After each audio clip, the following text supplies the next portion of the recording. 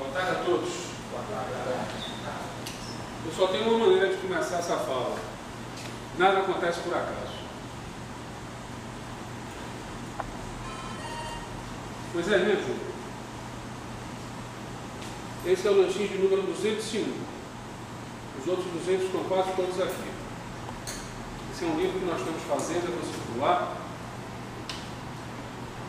Graziela está liderando o processo. Está sendo tão fácil, você não imagina, Fabio, como é fácil. Posso imaginar. Essa é uma prática que nós praticamente adotamos desde que começamos a nossa empresa. Fabiola recebeu um e-mail, 3 linhas a pessoa se identifica, só pessoas que vieram aqui contar sua história de vida ou falar sobre alguma especialidade. As próximas 5, um breve currículo, e depois 24 linhas onde a pessoa conta uma passagem, uma vivência, um pensamento, quem sabe um sopro de vida para melhorar o nosso mundo. Tem um escritor na plateia, Marcos. Está tão longe que eu não estou nem vendo. Vem para cá, querido amigo, senta aqui na frente. Claro. Pois bem, vamos lá.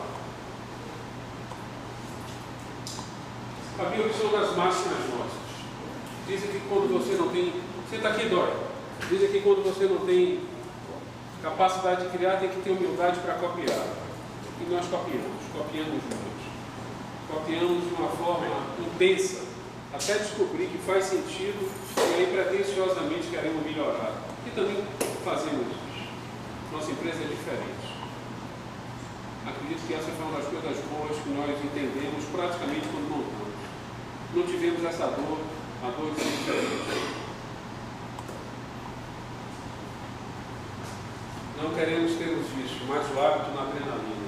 Certa vez eu perguntei a um querido primo cardiologista se essa máquina realmente é viciada em adrenalina, em serotonina, em endorfina, em dopamina. Ele disse: vocês são maldosos, deveriam tornar isso público, porque vaidosos que somos, tendo essa consciência nesse hábito, nesse vício, vamos viver melhor administrando essa adrenalina.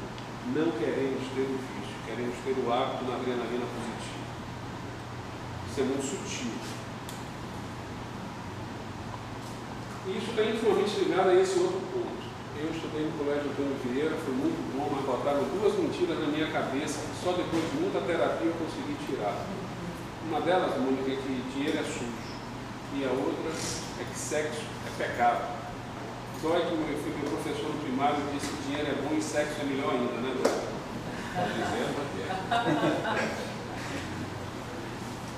Não queremos só técnicos, não queremos só apertar a tecla F1. Queremos que cada um de nossa equipe sejam líderes, estejam onde eles estiverem. Infelizmente, as faculdades ainda não ensinaram a você desenvolver o empreendedorismo. Isso nós fazemos na nossa empresa diariamente. É um trabalho grande, é quase uma lavagem cerebral. Todo mundo esquece isso, agora. Eu quero que você não esqueça. Nos dê a pílula do que ou do que não fazer. Falo sério.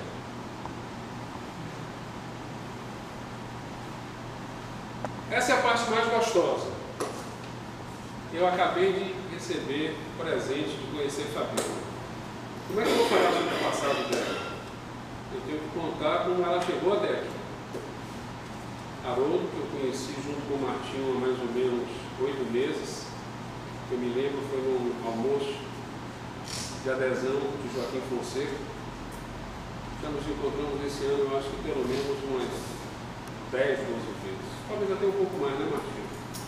E desenvolvemos a palavra mágica da vida que se chama confiança. Recebi a ligação e a resposta só podia ser uma: sim.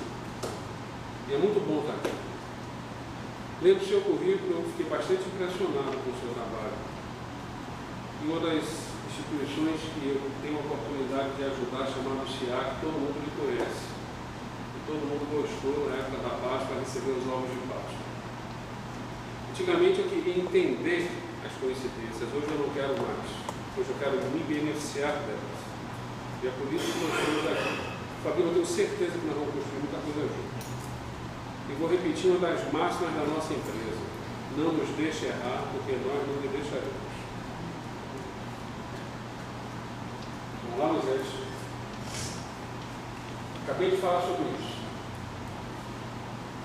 Isso é uma sugestão, não precisa dizer o ano, basta dizer o dia e mês. Não tem problema com isso. Eu disse há pouco para você e acredito, nosso país precisa de líderes. Ocupe todo o espaço.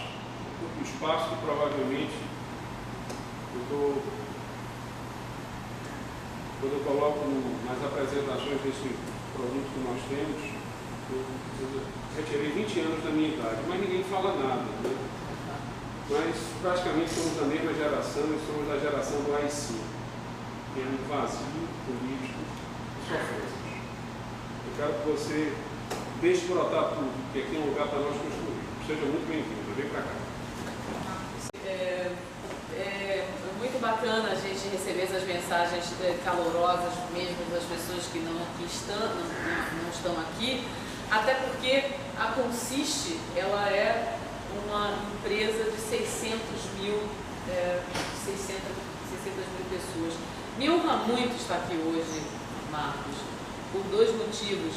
Primeiro, por ter a minha história de vida em tese considerada digna de ser ouvida aqui. Segundo, porque fazer parte da história de uma empresa que tem 25 anos de informática, quando muitos de nós nem pensávamos nisso, mostra quão vanguarda você é na sua área, e isso também nos une. Acho que existe uma coincidência quando você falou nada é por acaso. Eu acho que esse livro estava esperando talvez a palestrante número 201 para poder entrar e botar a sua marquinha, porque minha vida tem sido feita de momentos como esses, onde a gente coloca essa pequena marquinha, às vezes sem nos conhecer antes, sem saber a quem, e isso é que é importante, isso que torna a vida altruísta. Bom, eu vou começar falando um pouco da minha vida. Tenho 47 anos, eu fui carioca, eu gosto de dizer que fui carioca porque eu sou neta de baianos. Meu avô nasceu em Santo Antônio, além do Carmo, comunista, recebeu Prestes aqui. Minha avó, imigrante libanesa, temos vários familiares libaneses, costureira. Meu pai, militar. Meu avô teve que largar o Partido Comunista porque ser militar naquela época era uma forma de uma pessoa na classe mais baixa poder ser militar ou ser professora, poder um pouco subir na vida. E uma vez os pais, meu pai e dois tios sendo militares, tiveram que dizer para meu avô, mas pai, isso não pode mais fazer parte do partidão, porque senão a gente não segue carreira. Ele desistiu então. Então, existe essa primeira incongruência política na minha vida. Minha mãe, carioca, meu pai transferido para lá, fui gerada aqui, mas nasci no Rio.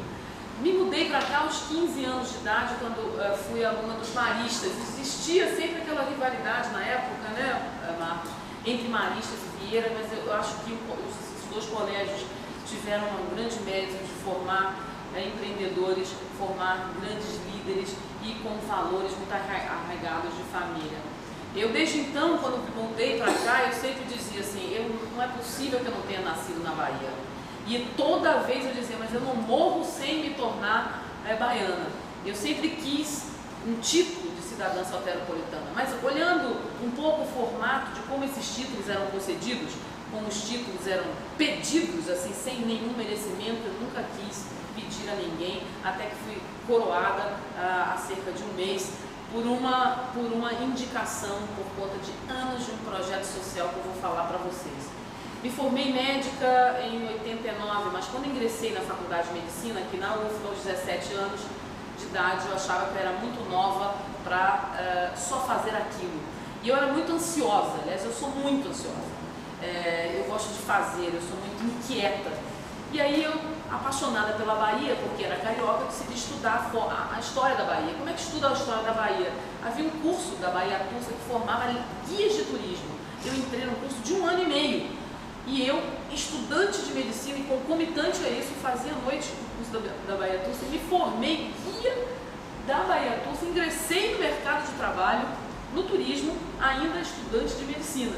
Tinha voltado dos Estados Unidos quando fiz um curso de intercâmbio, falava muito bem inglês, e aí conheci uma pessoa que disse, vem dar aula no Aquibeu, vem dar aula na Associação Brasil Estados Unidos, porque está carecendo de professores mais jovens. Eu disse, é assim, só precisa falar, não, você faz um concurso.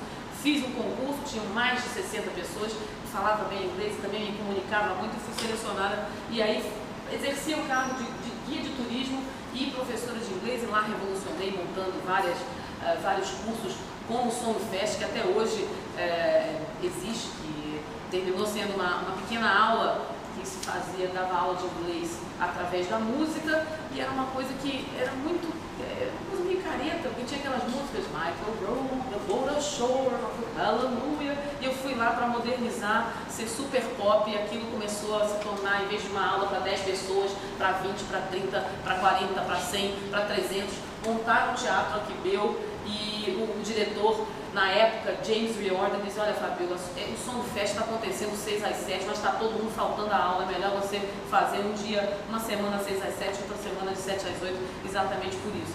Então é engraçado, porque na minha vida de estudante de medicina, até mais ou menos o 3º ou 4º ano, eu fazia várias atividades, e nesse período eu fiz a minha primeira ação social. Naquela época, não sei se vocês sabem, a gente começou a saber do terrível mal que era o vírus HIV. E na Bahia, havia inúmeros pacientes, eu ainda estudante de medicina, que não tinham recurso para comprar coquetéis antivirais.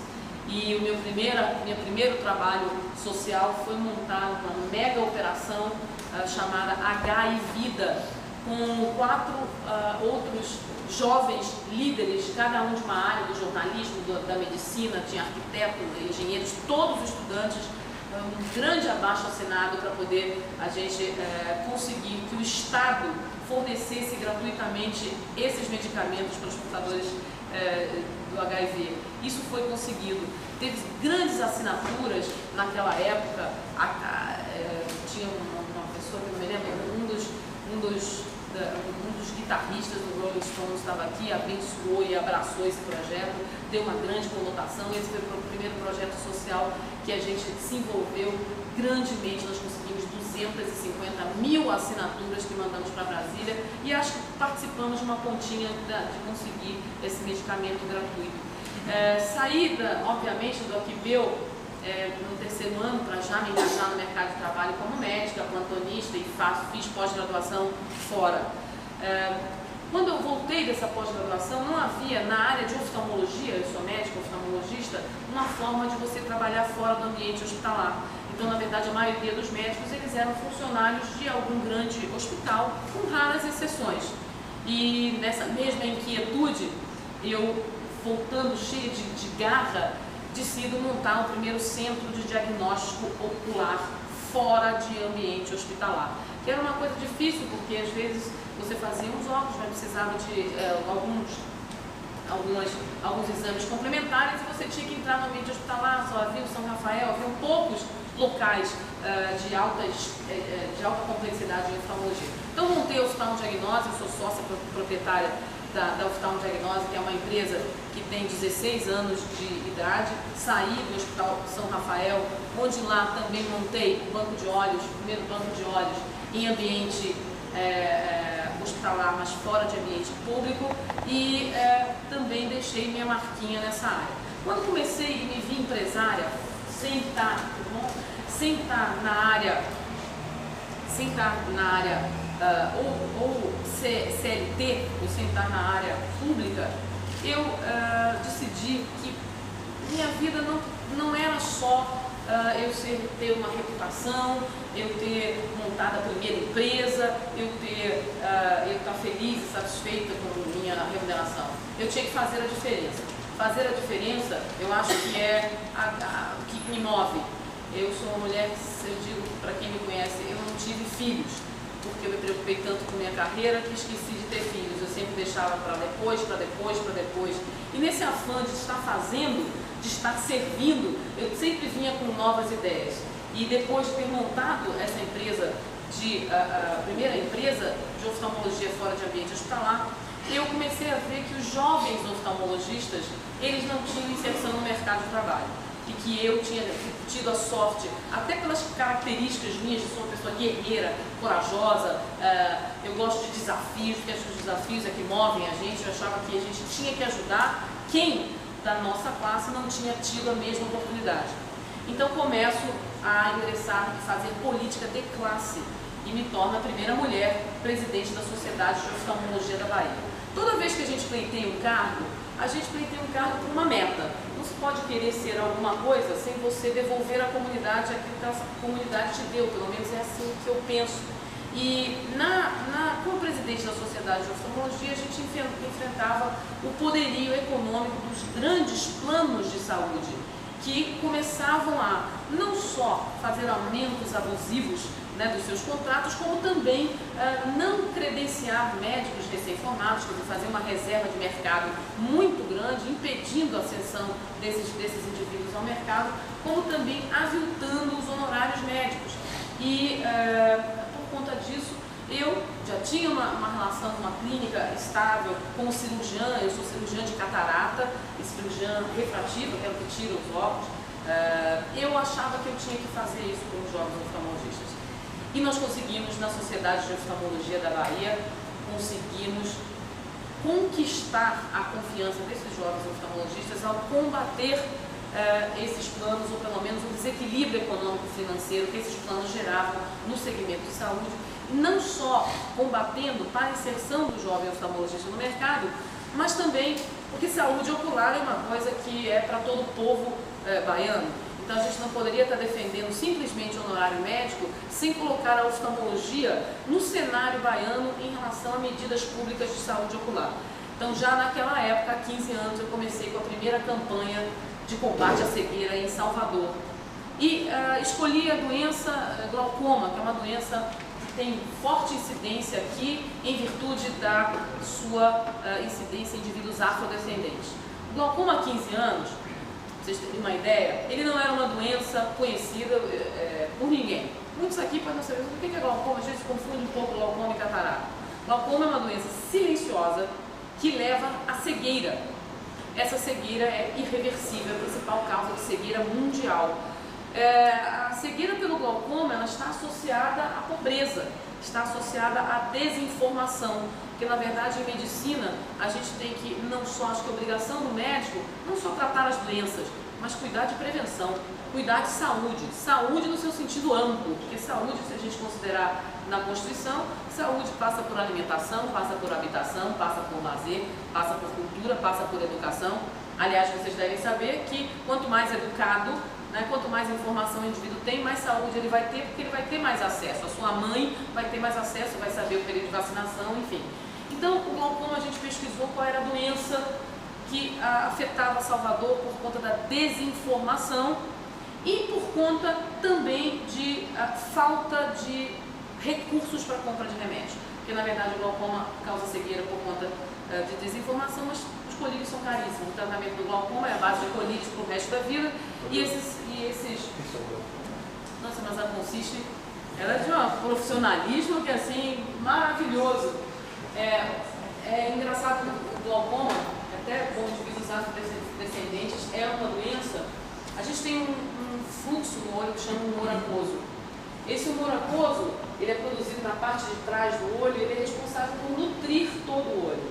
E nós temos esse humor aquoso, uma vez nutrindo o olho, ele tem que sair, né, para ser escoado para um ângulo, e esse ângulo, o paciente glaucomatoso, ele está afetado, fazendo com que, ao ter uma diminuição desse ângulo, a pressão do olho aumente, o nervo óptico seja comprimido e a gente vá da periferia para o centro perdendo a visão. É uma doença silenciosa, não tem sintoma nenhum. A pessoa, quando sabe que tem glaucoma, já perdeu totalmente a visão. E vocês não têm noção de qual foi a minha emoção, a primeira campanha de glaucoma, onde a gente fez uma pesquisa. Eu tive o tino lá, eu preciso saber, na verdade isso é uma ação que não é uma ação clientelista, assistencialista, é uma ação de informação. Eu fiz uma pesquisa para saber quantas pessoas sabiam que era glaucoma. E naquela época, na primeira edição, mais de 80% não sabia que era essa doença. Nós também não tínhamos nenhuma política pública de Estado para isso. Ninguém se preocupava com glaucoma, até porque é verdade, saúde é direito de todos, dever do Estado, mas não há recursos, os recursos são limitados. E não há como, nem o Estado, nem o setor privado, nem o terceiro setor, não há como se prover tudo para todos. E é, de fato, iniciativas da sociedade civil organizada que podem fazer a diferença para essas pessoas, chamando a atenção. Então, a gente chamou a atenção, a mídia, isso foi amplamente divulgado. Nós conseguimos o apoio de todas as residências médicas da Bahia. Essas residências, as pessoas, a primeira edição foi na região da Caixa d'Água, dentro do Hospital da Cidade. As outras edições foram no Pelourinho, no Bonfim. Primeira vez se chamou Glaucoma no Pelô, inclusive 3 edições foram Glaucoma no Pelô, beneficiando milhares de pessoas. Eu chegava lá, as pessoas diziam, doutora, a senhora aqui de novo, no ano que vem a gente chegava, beneficiava 2.000 pessoas a cada dia, e a gente via que 5.000 voltavam da fila. Porque quando a gente vai fazer o bem dá trabalho. Vocês sabem, quem está aqui, quem é empreendedor, que tem sua empresa e pensa na coletividade, sabe quanto dá trabalho fazer o bem. Então a gente fazia uma coisa que era voluntária da sociedade, com o apoio das residências médicas. Eu idealizei essa campanha e a gente tinha, quando começava a campanha, que era uma semana, tinham 5.000 pessoas na fila do Pelourinho. E a gente só tinha capacidade de atender 2.000 por dia. Então a gente, mesmo fazendo bem, e mesmo assim a gente passava por uma série de percalços, as pessoas dizendo, mas não é possível, por que não atende? Você é política, isso é coisa de político, isso é não sei o que, mas minha amiga, a gente está sendo voluntário, nem era coisa de política. Na verdade, eu sempre tive um sonho de ser ativista social. Eu gosto muito de política, acho que política é reflexo da vida, a gente faz política sempre. Faz política com as esposas, com os maridos, com os vizinhos, na nossa empresa. Política é o que faz o mundo se mover, sim. A política certa, não a politicagem. A politicagem é aquela troca de favores, onde você enche os bolsos e a coletividade nada. Mas a política séria, ela não é um negócio. A política séria, ela é uma missão. E, na verdade, mesmo todo cidadão fazendo política, alguns vão ter mais vocação, vão ter mais talento para ter aquilo como missão, como transformação da vida do que outros. Os outros, na verdade, vão estar fazendo a política, vão estar sendo críticos em relação aos políticos, e isso é bom, mas não vão estar conseguindo entrar nessa seara. Aliás, política é uma coisa que todo mundo me pergunta hoje, mas Fabíola, você é candidata a deputada estadual, mas como é que você foi se meter nisso? Você é uma médica de reputação, você é empresária, para que você vai se meter nisso? Ou então, você começou nisso muito tarde, você devia ter começado a atender gente nas comunidades, que é isso que ganha voto, o médico ganha voto assim. Eu digo, gente, conheça a minha história de vida, eu comecei nisso desde que eu nasci, eu faço isso, eu tenho história de trabalho social. Depois de Salvador contra o glaucoma, eu já fiz, em parceria com a prefeitura, em 1999, o projeto Ver Melhor, onde eu tive a ideia de, alunos estão largando as escolas. 20 a 30% de evasão escolar era por conta de não ter óculos. E as pessoas não sabiam a professora não sabia que o aluno não estava enxergando. E as pessoas só faziam pequenas ações pontuais para naquela escola, ver aquela turma de 10 ou 20 pessoas que enxergavam. Não, eu tive a ideia de nós vamos treinar treinadores, sabe? E vamos treinar professores. Então a gente pegou todos os professores da escola municipal, colocou em 3 ocasiões diferentes em salas e ensinamos como fazer o teste de acuidade visual. E isso foi multiplicando e terminou beneficiando 15.000 alunos, dos quais 4.500 não conseguiam enxergar na idade pré-escolar, e aí nós fizemos parceria com o setor privado e conseguimos talvez melhorar a educação de várias dessas crianças. Isso foi uma coisa que me orgulhou muito, e a gente tem isso no nosso histórico, junto com a campanha de glaucoma e junto com a campanha do mutirão de retinopatia diabética e catarata, que nos fez ganhar o prêmio Cidadania no segmento saúde. É um prêmio que o Gerdau, as empresas Gerdau dão a empreendedores nas suas áreas, e destaque com a parceria com o Sebrae para pessoas que se destacam nas suas áreas. Então, na verdade, eu vinha fazendo isso tudo ao longo desse tempo todo. Mas não estou fazendo isso tudo para alguém dizer, olha, você é melhorzinha, não. Eu faço isso tudo porque, na verdade, alguma coisa me move. Eu acho que tem pessoas que têm coisas no DNA.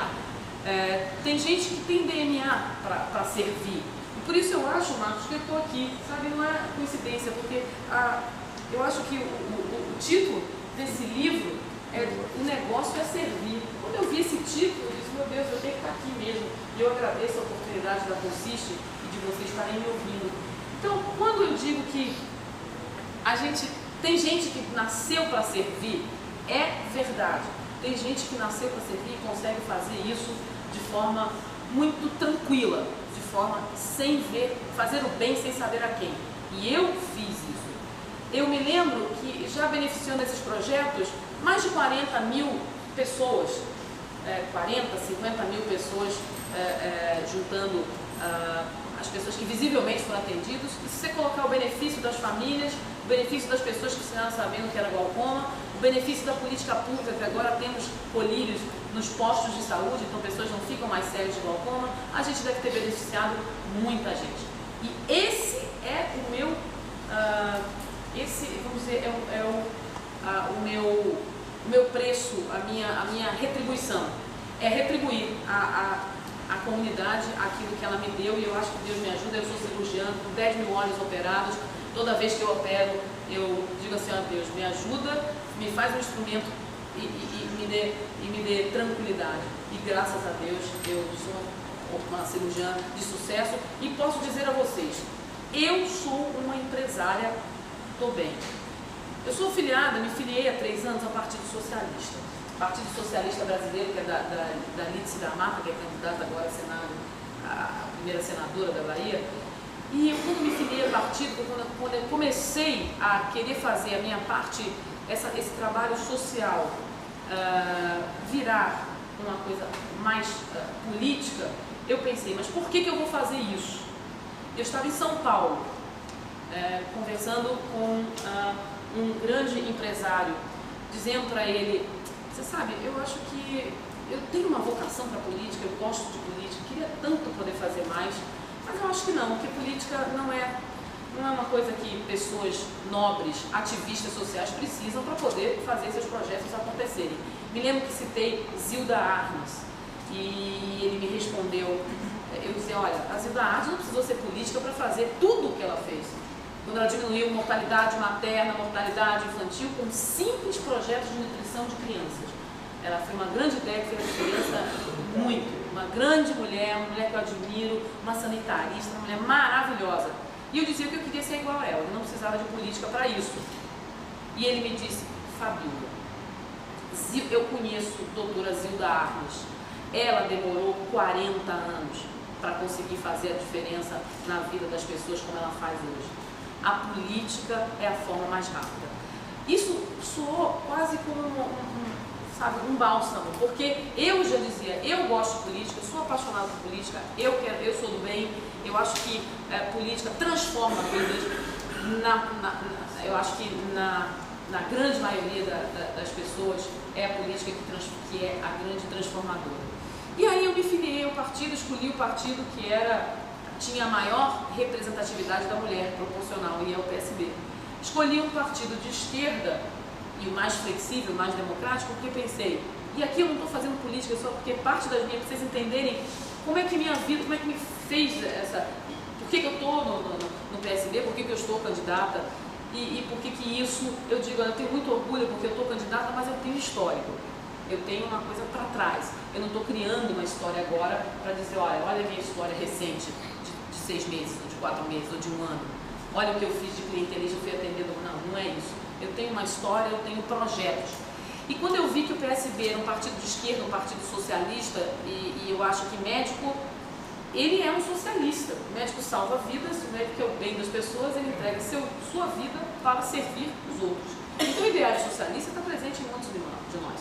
E o ideário socialista, ele não é uma propriedade de um partido de esquerda ou de direita, até porque eu acho que isso não existe mais. Existe quem é do bem ou não do bem. E muitas pessoas me dizem, mas você é uma empresária, você vai para o Partido Socialista, mas por que não? Eu quero dizer a pessoas que são socialistas que nós somos empresários que trabalhamos, empresários que tivemos competência para poder gerar empregos, para poder fazer mudanças na vida das pessoas, mas sobretudo que queremos que a coletividade melhore. Essa é a diferença entre empresários do bem e empresários que visam lucro. Porque não existe, dinheiro não é pecado, realmente não é. Eu não sei, Marcos, se sexo é a melhor coisa do mundo a se fazer, mas certamente eu não tenho tido muito tempo para isso, mas dinheiro nessa campanha, eu acredito que seja, mas depois a gente vai poder responder, mas dinheiro não é pecado e empresário também não é demônio. Empresário do bem, empresário que é o microempresário, o pequeno empresário, é o grande, que gera emprego. Qual é a melhor forma de inclusão social neste país? Distribuição de renda e geração de emprego. Quem que gera emprego nesse país? Nós, provavelmente nós que estamos aqui nessa sala. Como nós podemos distribuir renda? Bem, de várias formas. Primeiro, sermos empresários cidadãos, que respeitam as pessoas, que respeitam as pessoas, que respeitam, que dão oportunidade. Segundo, sermos cidadãos que se preocupam com outras pessoas, porque o bem não pode estar limitado a 4 paredes. Esse bem tem que extrapolar, esse bem tem que fazer parte de uma corrente do bem. E toda vez que eu vou a encontros onde tem pessoas que são, vamos dizer, socialistas mais ferrenhos e que tomam impacto assim, mas não, ou que alguns adversários estão dizendo, não, mas ela é empresária, ela é corporativa. Não, sou empresária com muito orgulho, sou empresária do bem e nós vamos revolucionar, porque somos empresários do bem que revolucionam esse país, os pequenos empresários. E acho também que a gente, quando consegue ter gestão na nossa empresa, porque a gente sabe que no segmento privado, se a gente não tem gestão, se a gente não capacita, se a gente não tem qualificação, a gente falha, né? E a gente tem que estar sempre procurando fazer capacitação, curso de qualificação. Nem sempre a parte pública consegue isso, ainda que não exista o público que seja totalmente ruim, nem o privado que seja totalmente ruim. É a combinação deles que faz as coisas melhorarem. Mas o que eu penso é que quando a gente vai, e nessas andanças que eu me tornei, eu sou uma política. Eu sou política desde que eu nasci, eu faço política desde os maristas, fui presidente do Grêmio Estudantil, eu sou uma liderança, não uma liderança que nunca se viu liderança, mas sempre foi, porque assim foi considerado. Eu acho engraçado que muitas pessoas se consideram lideranças e que você pergunta, cadê seus liderados? E você não os encontra, né? Então eu acho que os meus liderados conseguiram me entender como liderança muito antes do que eu me sentia uma liderança propriamente dita. Hoje, vocês lembram esses e-mails todos dos médicos, eu acumulei alguns cargos por conta dessa minha inquietude, dessa minha vontade de, se eu tenho, eu quero que outros tenham. Porque se somos empresários do bem, nós tivemos acesso à saúde, tivemos acesso à educação, tivemos acesso à justiça, né? Porque nós tivemos oportunidade e nós temos obrigação de fazer do nosso país e da Bahia também uma terra de acesso para todos. Eu sempre, quando a gente pensa em vários projetos, a gente pensa, meu Deus do céu, tem tanta coisa para fazer, você vai tão cheio de sonhos, que muitas vezes o que você vê, a realidade não é aquilo que você sonhou, e muitas vezes pessoas que são boas pessoas, bons políticos, eles são frustrados.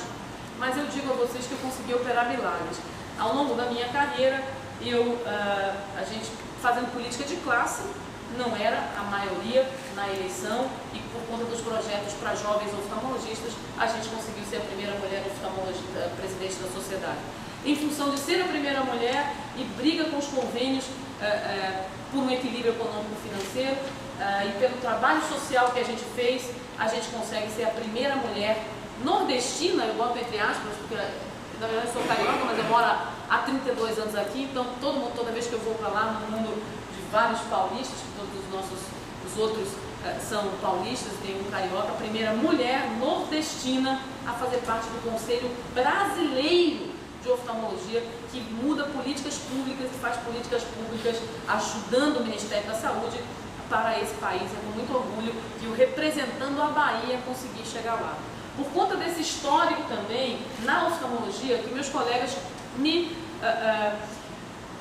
reverenciaram como uma grande liderança médica, e eu entrei para o movimento médico em 2003, quando fizemos o movimento pela valorização dos honorários médicos, fizemos um movimento contra a saúde Sul-América e Bradesco, contra os aumentos abusivos, e eu me tornei a primeira mulher diretora de defesa profissional da Associação Baiana de Medicina e da Câmara Técnica do Conselho Regional de Medicina do Estado da Bahia.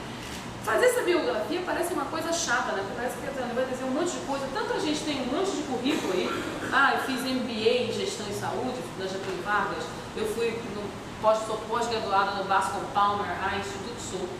Mas o que eu quero que vocês me conheçam, o que eu quero que vocês me valorizem, não é pelos títulos que eu tenho, mas por uma trajetória que é marcada por um trabalho verdadeiramente, isso não estou falando de uma história de agora, um trabalho de empreendedorismo na área privada, porque abri primeiro o centro diagnóstico e dei oportunidade e gero emprego, de tratar os funcionários os colaboradores como cidadãos e querer estar sempre progredindo, e na área social, fazendo a minha parte.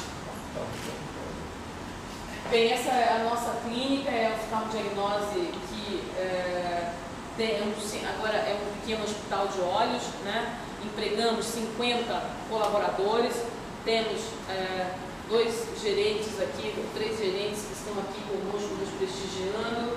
Nós fomos pioneiros na Bahia num tratamento de uma doença chamada degeneração macular relacionada à idade. É uma doença de brancos, para a gente não dizer que era muito, só estava cuidando de afrodescendentes, como eu gosto muito de equidade, dizendo qual é a doença, vamos falar, qual é a doença que afeta mais idosos da raça branca, é a degeneração macular.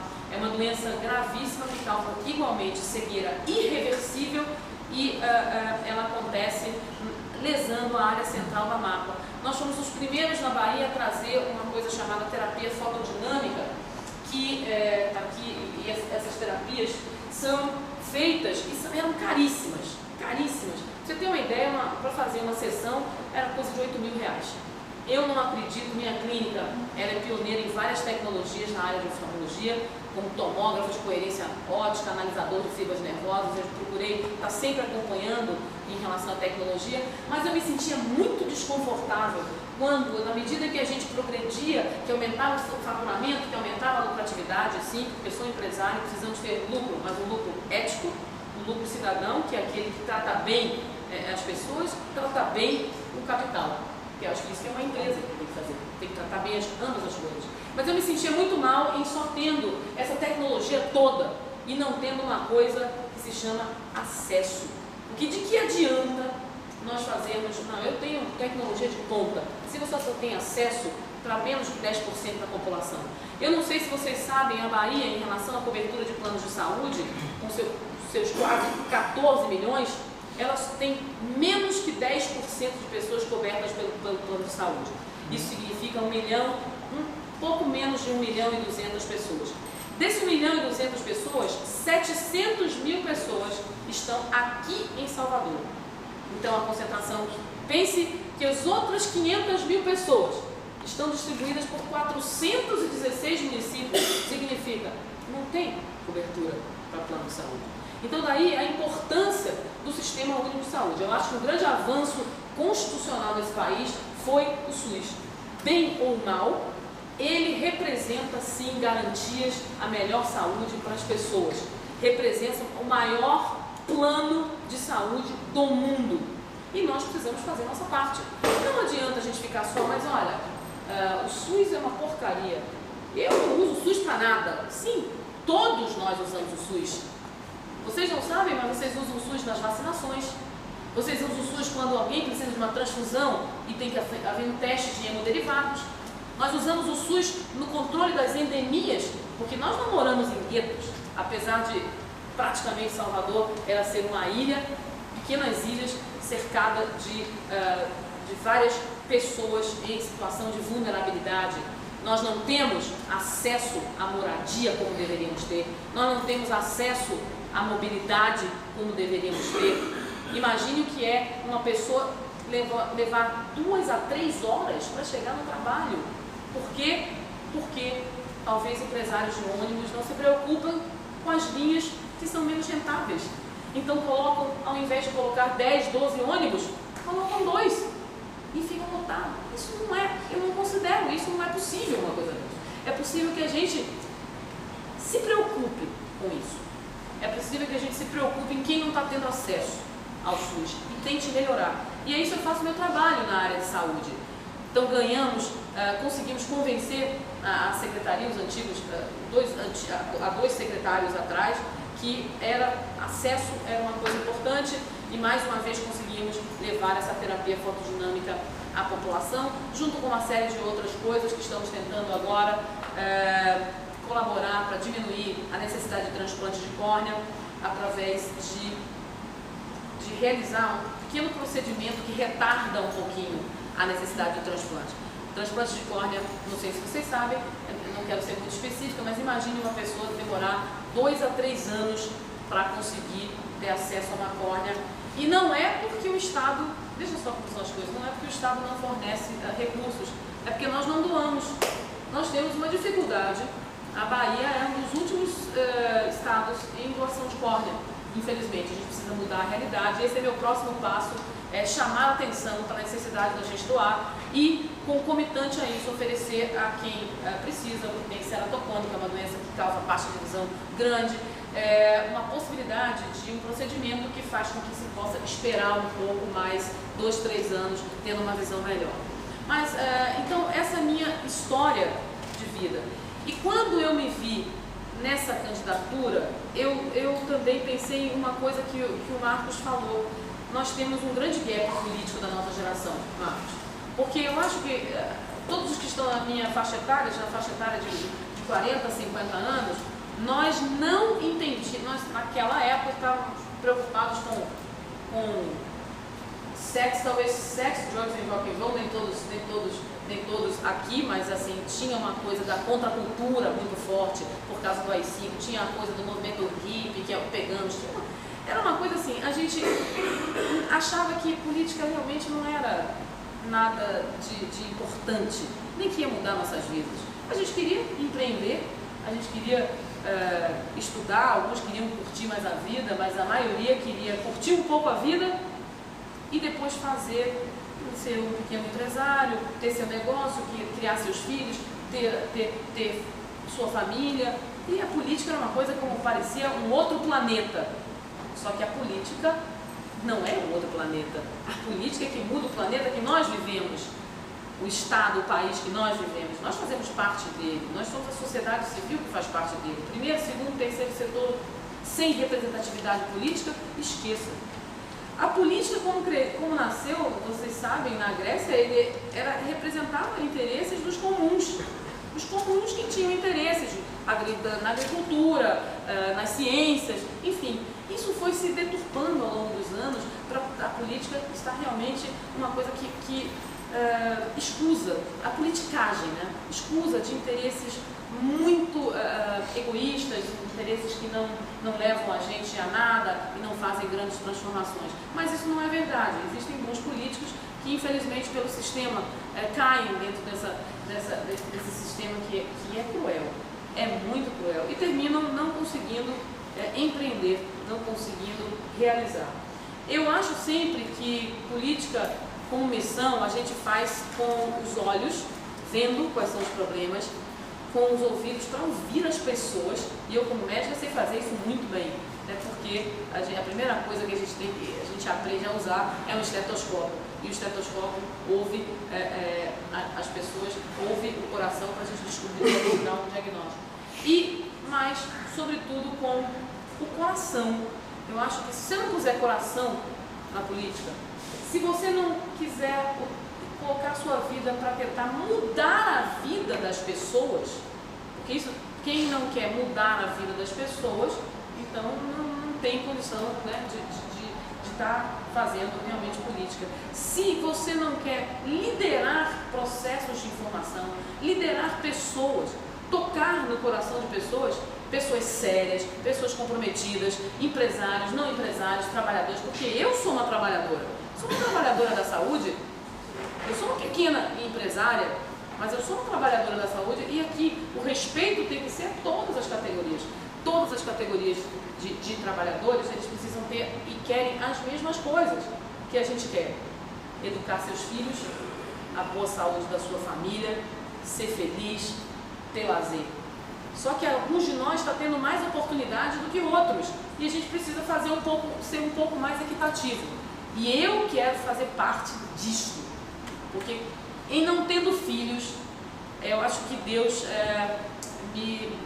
talvez tenha dito, olha, você não vai ter filhos, você não vai ter só poucos filhos, você vai ter vários, você vai ter projetos e você vai deixar uma pequena história, uma história não de uma grande mulher que conquistou o melhor dos mundos, mas de uma pessoa, uma cidadã que na sua cidade, que no seu bairro, que com a sua profissão, com a sua influência, mudou a vida de pessoas e colaborou para um mundo um pouco melhor.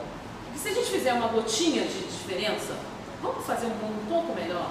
Poxa, eu não sei, vocês sabem, quem entende de física sabe quanto uma onda começa numa gota. Se você pega um grande mar, um mar parado e começa numa gota, você vai em ondas que vão aumentando e terminam formando um grande tsunami, que eu gosto de chamar de tsunami do bem, aquele que contagia pessoas, cidadãos, a retomarem os destinos do nosso país, a se organizarem. Nós somos uma sociedade que precisa se reorganizar.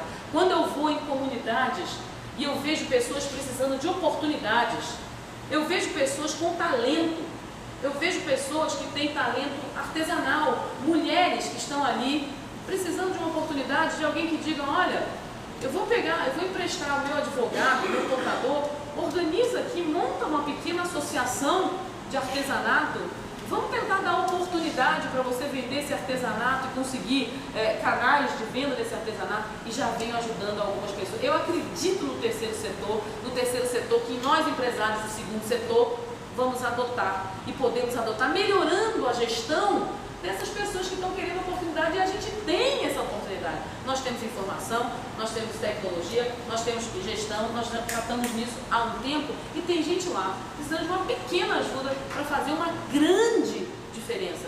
E eu acho que eu quero ser essa pessoa que faz não grandes projetos, ainda que eles sejam necessários, mas vocês não vão me ver, talvez, falando do projeto Salvador Itaparica, mas vocês vão me ver, talvez, mudando a vida de pessoas, tentando organizar pessoas em associações, em cooperativas, talvez pedindo projetos para dizer assim, olha, adotem uma escola. E a gente estava conversando no oftalmodiagnose que a gente tem tantas escolas que não tem professor, que não conseguem ter um computador para poder fazer a diferença, fazer a inclusão digital. Se a gente adotasse uma escola com coisas que a gente tem, computadores que às vezes joga fora, fazia diferença gigantescamente na vida das pessoas. Então, eu vou estar provavelmente eleita ou não, porque na verdade, não eleita, eu vou continuar com essa mesma meta. Não eleita, eu continuo com a mesma história. Não eleita, vai estar continuando e esperando ter a oportunidade de falar para... Oh meu Deus, não foi, isso é coisa do Marcos. Não, eu sinceramente, eu vou falar uma coisa para vocês. De verdade, porque eu sou uma mulher que eu sou super verdadeira, quem conhece meu passado pode saber disso, uma mulher, isso aí realmente não é, isso é uma gracinha, isso é o meu site, o meu comitê, coincidentemente se inaugura hoje, tá? Eu espero no Rio Vermelho, na Rua da Paciência, às 19 horas. Esse projeto é a primeira vez que eu me candidato, logo a deputado estadual. Eu fui deputado estadual porque a área de saúde é uma área onde a esfera municipal é muito difícil você mudar as leis e ter grandes projetos. E eu decidi contra toda a vontade dos amigos, sócios, familiares, porque entendem a política como politicagem e entendem que eu não faço parte desse mundo, porque eu sou muito certinha para fazer política. Mas eu quero que a gente tenha uma longa onda de retorno da nossa geração à política, que abandonamos quando adolescentes e adultos jovens ingressamos no mercado de trabalho. Se a gente tiver uma grande onda de renovação, de pessoas jovens de espírito, entrando na política para fazer projetos do bem, eu tenho certeza que a gente vai melhorar a vida das pessoas. Eu não sei se eu consigo chegar lá. Pessoas me dizem assim, mas Fabiola, mas você não tem dinheiro, né? Você não tem um cargo que te deu visibilidade pública, né? Não tenho um cargo, não estou com a máquina, mas você vai conseguir, você vai se acabar na política, você vai se expressar. Realmente, eu estou bem mais magra, viu, gente? Eu não sou tão magra assim, não. Eu estou pelo menos uns 5 quilos mais magra de tanto a gente está rodando aí. Mas eu acho que sonho é destino. Todos, seja qual for o seu sonho, devem buscá-lo. Esse é o meu. A política para poder fazer a diferença. Fazer a diferença num mundo onde a gente tem um monte de gente que tem ideais e não tem coragem. Eu não sou melhor do que nenhum de vocês. Eu tenho certeza que vocês acham que o mundo precisa ser um pouco melhor. Mas a gente precisa ter coragem, né? Precisa ter vocação, precisa ter vontade. E eu acho que talvez essa seja a diferença um pouco. Eu tenho essa vontade, eu tenho essa coragem e tenho essa ousadia de tentar fazer um pouco melhor. Algumas pessoas dizem assim, não tente fazer o Sol girar ao redor da Terra. É a Terra que gira ao redor do Sol. Disse, não, tudo bem, eu não vou tentar. Talvez eu não consiga, mas eu vou tentar. Um pouquinho, ele vai ter que dar uma parada para essa Terra mudar um pouquinho, mudar a sua aceleração para um pouquinho mais rápido. Então eu sou uma mulher que está com esse desafio, é dificílimo, gente, vocês não sabem o que é. Eu parei minha vida de cirurgiã, minha vida de conselheira para me engajar nesse projeto e tenho para formar essa corrente do bem, da qual eu espero. E tenho aqui grandes amigos, Dr. Haroldo, o Martinho, espero que o Marcos e todos da Consiste possam fazer parte dessa corrente do bem. Diz, olha, volte a acreditar que tem alguém que está querendo uma coisa séria. Você sabe por quê? Eu acho que na vida, quando eu tenho reputação, eu tenho uma boa reputação com meus pares, com os meus amigos, com os meus familiares. E eu sou uma mulher inteligente. A gente não estaria fazendo essa reputação, né? Eu sou uma empresária, estou relativamente bem, eu sou uma pessoa que eu gosto. Poxa, eu gosto de me divertir, eu gosto de viajar, eu gosto de ter minha casa de praia, eu tenho um hobby, eu gosto de pescar. Todo mundo, você é muito estressada para pescar. Não é, você nunca vai gostar de pescar, mas é justamente o contrário. Você sabia que as pessoas que fazem o bungee jump, aquele negócio que você salta lá de cima, é quem não tem adrenalina em si. Se eu fizesse aquele negócio, eu ia infartar. Porque minha adrenalina já é bombando de coisa. Então, assim, aí você tem que fazer o contrário do que você é. Então, eu de vez em quando eu fico horas parada, pescando, e eu gosto também de cavalo. Você sabe, hã? O que você gosta de pescar? Bom, eu gosto de dizer que eu gosto de sair para pescar, porque eu acho que Iemanjá não gosta muito de mim. Eu saio mais para pescar do que pesco. Mas quando eu pesco, de arrasto. Não, eu digo por que eu gosto de pescar, porque eu ia complementar a Graziela dizendo assim, poxa, quando o primeiro peixe que eu pesquei, depois de passar um ano tentando pescar, o primeiro peixe que eu pesquei foi um dourado. O dourado que a gente foi no pesqueiro, e aí eu peguei, porque a gente quando não pesca, aquela coisa, aquele estresse, né? Você vai horas com aquele negócio, não pesca. Aí eu sempre máquina fotográfica, as máquinas agora tem filmadores. O primeiro dourado que eu peguei, Moisés, aí o marinheiro lá peguei o dourado, não, vou fotografar, pego o dourado, saiu e voltou para lá. Conversa de pesca também. Não, eu falei, mas não é possível que eu não consegui. Hã? Você não ia ser mais minha amiga. Só porque eu pescava com parente. Ah, porque é dourado. Dourado é coisa boa, né? Bem, eu tenho pescado tão específico, pequenininho, até que um amigo meu disse, Fabiola, pare de se estressar. Eu sempre boto o mais difícil. Aquela história que eu estava contando a vocês de título de cidadão soteropolitano, quer dizer, eu não vou pedir a ninguém para me dar título, senão não vale. Não tem graça esse negócio, porque todo mundo, depois o gato e o cachorro. E se ninguém me deram por causa da última campanha do glaucoma, exatamente por causa no dia do glaucoma. A mesma coisa do peixe. Eu não achava que eu devia ir para um pesqueiro, porque pô, é muito fácil, eu tenho que ir para o mar catar o peixe. Mas não fui me decidir. Nessa seara, para eu também ter algum prazerzinho, tem um amigo meu que pegou pelo braço assim, Fabiola, peraí, você quer pescar 20 quilos de peixe? Mentira, juro, apostei um uísque com ele. 20 quilos. Me levou no pesqueiro dele, cheguei lá, era um atrás do outro, vermelho, quer dizer, existem formas, é verdade que comemos uma bela muqueca, não foi tão assim, não foi tão prazeroso, uma coisa meio assim, não foi tão, não valeu, um pouco que não valeu, mas assim, pesca e cavalo. Agora vocês podem dizer, mas que mulher chique, pesca e cavalo. Não. Eu tenho uma casa de praia em Itacimirim, com um terreno do lado. Eu sou uma pessoa que diz assim, eu gosto de cavalo. Ah, mas você não tem fazenda, o que me impede de ter cavalo? Peguei e comprei 2 cavalos e botei numa baiazinha do lado da minha casa de praia. E hoje em dia já tem 2, 3 vizinhos com cavalo. E aí em Itacimirim, a gente anda num lugar que obviamente dá para andar de cavalo, umas dunas. Combinação perfeita, loura, cavalo e praia. Na propaganda não é?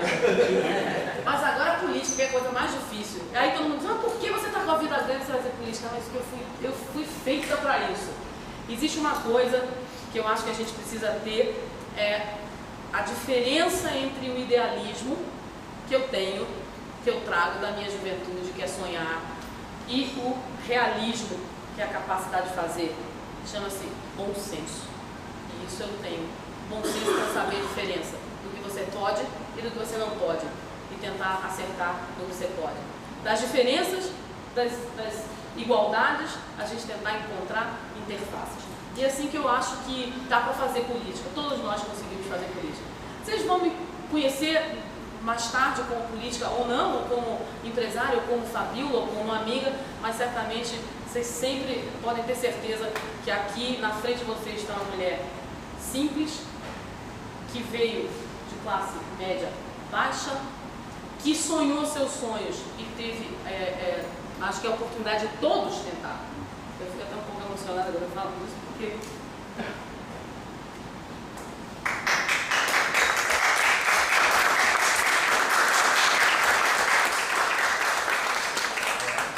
não é para os políticos, não, juro por Deus. O bolinho que você pegou no calo. Não, é porque... Só espera um pouquinho. Aliás, eu acho a vantagem das mulheres sobre os homens. Vocês me perdoem, tem mais mulheres ou homens aqui? Não tá não. Quantas mulheres nós temos? Está quase 50-50, né? As mulheres, elas conseguem gerir se emocionando. Isso é uma vantagem que temos. Eu não sei se tem mais mulheres ou homens, mas eu tenho certeza que tem mais vitórias. Eu tenho certeza disso.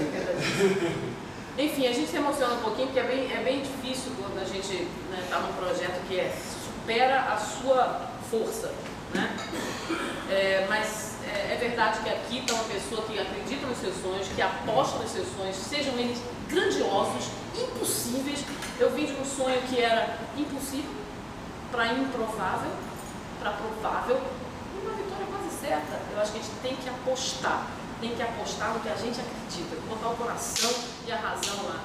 Eu acho que eu tenho sempre uma frase que é o seguinte: olha, a gente, com os nossos sonhos, a gente tem que mirar o horizonte, mirar lá o mais distante, que a gente pode nunca chegar lá, mas é olhando para ele que a gente caminha. Então é isso que eu coloco na minha vida como uma grande missão. E a segunda coisa que eu te falei, Marcos, é que nada é impossível para pessoas de bem. E eu digo, quando essas pessoas de bem estão unidas, a gente consegue tudo. Tem essa frase que diz: homens de bem, univos, porque os maus já estão juntos. Então o que eu peço para vocês, para finalizar, é que vocês se unam a pessoas de bem, não precisa ser a mim, se unam as pessoas de bem, a projetos do bem, coisas do bem, e nós vamos ser multiplicadores, e tenho certeza que a gente vai ser um pouco mais feliz fazendo outras pessoas felizes e mudando a vida das pessoas. Eu agradeço vocês estarem me ouvindo, agradeço a oportunidade, a doutora Haroldo, a Martinho, do fórum, de estar aqui e ter nos colocado frente a frente, quem sabe aqui a gente inicia a construção de grandes pontes, Marcos, porque as pontes, elas são intermináveis. As pontes é que fazem a gente conseguir chegar do outro lado, e essas pontes fortalecidas, elas é que realizam grandes projetos. Então eu queria agradecer a você pela oportunidade de estar falando para esse seleto público, pela oportunidade de estar me abrindo, espero que não tenha sido muito chato ouvir minha história. E quero me colocar à disposição para fazer parte de qualquer seja o projeto da Consiste. Quero parabenizar a Consiste pelos seus 25 anos, é uma empresa de vanguarda, e quero dizer que eu estou inteiramente à disposição para perguntas que você possivelmente tenham para mim e para voltar aqui quando você me convidar, Marcos. Obrigada, gente. Você falou que a Bahia é o estado que tem menor índice de doação por corte. Um dos estados de menor índice. Como é normalmente o processo de criar essa cultura? Na verdade, existiram algumas campanhas na mídia, na TV, doe vida, doe córnea, mas não funciona muito. Parece estar associado um pouco a quanto mais religioso o Estado é, mais difícil a doação se torna. E também, quanto menos informação o Estado tem, mais difícil se torna, porque às vezes a pessoa pode achar que você vai precisar, ou tem aquela superstição que vai precisar dos olhos lá do outro lado, ou que vão acabar, antes de você estar declarado morto, vão acabar tirando os seus órgãos. Então existem esses tabus. Que bom, parabéns, por exemplo. Houve também uma lei, que é a lei americana e a lei canadense, você é doador automaticamente, a menos que diga o contrário na sua carteira de identidade. Por incrível que pareça, essa lei aqui no Brasil gerou o contrário. Todo mundo, quando soube dessa lei, botou na sua carteira de identidade: eu não sou doador.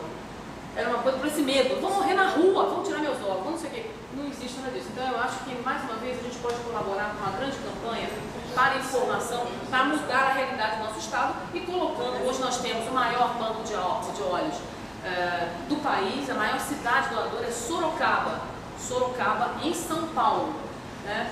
Que tem uma política onde a população é super parceira. A gente conseguiu fazer isso. Acho que juntos é uma grande coisa para a gente zerar a fila de transplantes aqui. Hoje a lei não é nem uma coisa nem outra, a família é a responsável por dizer se doa ou não. Então, mas se você tem que é não doador, nem a família pode modificar essa realidade. Quanto tempo precisaria para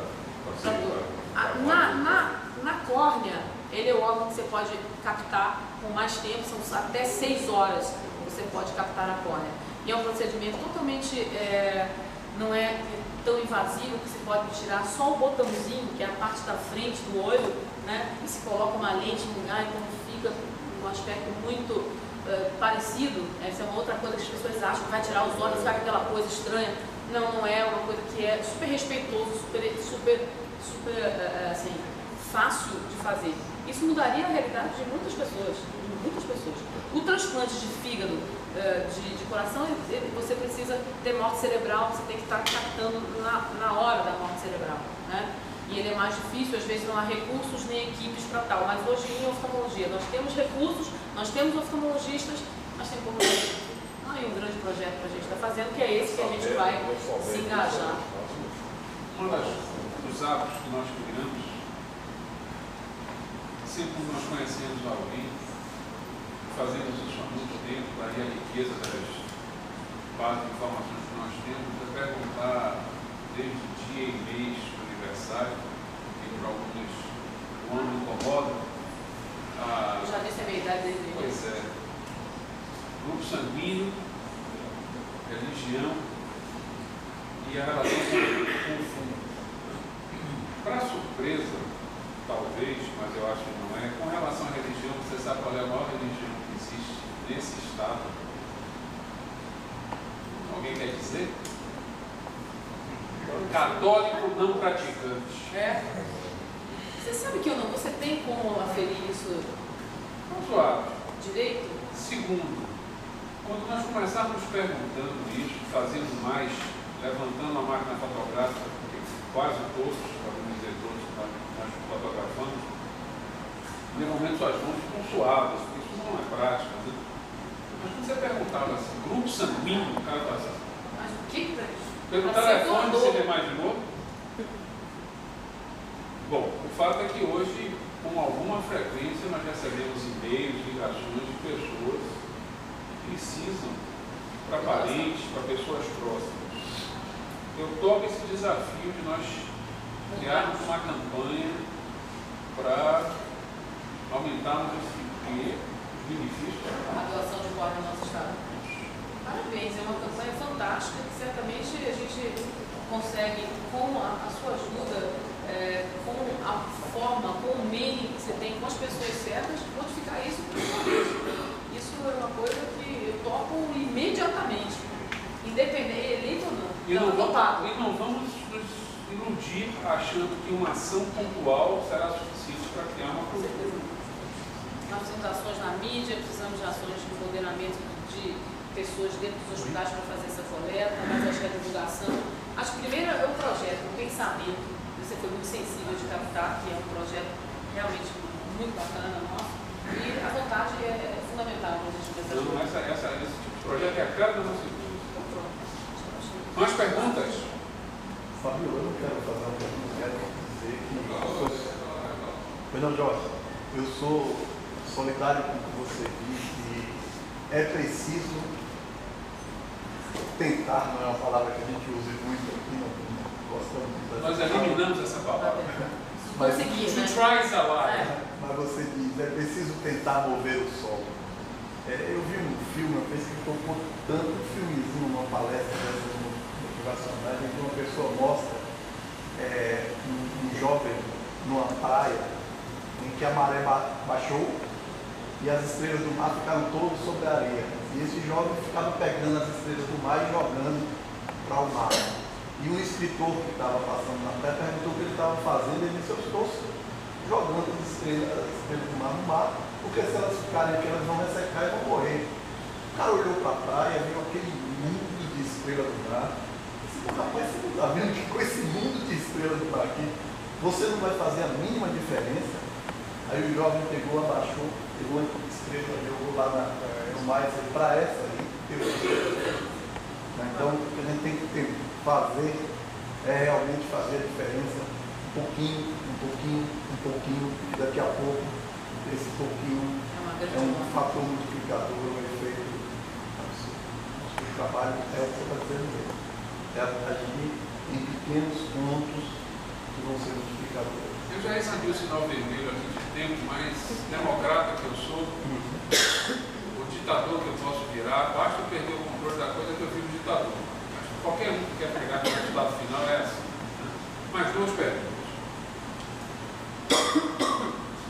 Bom, demorou muito, então eu vou usar o ditador. Quantos votos precisam para a igreja? Fácil, né? Bastante.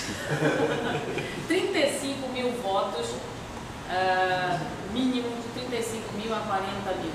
É uma coisa que difícil de se dizer. O coeficiente eleitoral aí é de 100 mil. O coeficiente eleitoral é de 100 mil. Quando você se coliga no partido, você tem os votos de todos os candidatos. O meu partido tem 30 candidatos. Eu estou entre os 3 candidatos com chance de efetiva de vitória e a coligação deve eleger 2. Então, efetivamente, eu estou disputando com o próprio candidato do meu partido por esse quantitativo de votos. A corrente vem sendo, a campanha tem feito isso, obviamente tem percalços. Os percalços são, infelizmente, não vou pedir dinheiro a ninguém não, viu gente? Não se preocupe. Mas a captação é uma coisa difícil, porque eu não acredito que essas campanhas milionárias, 1,5 milhão para eleger deputado, não é.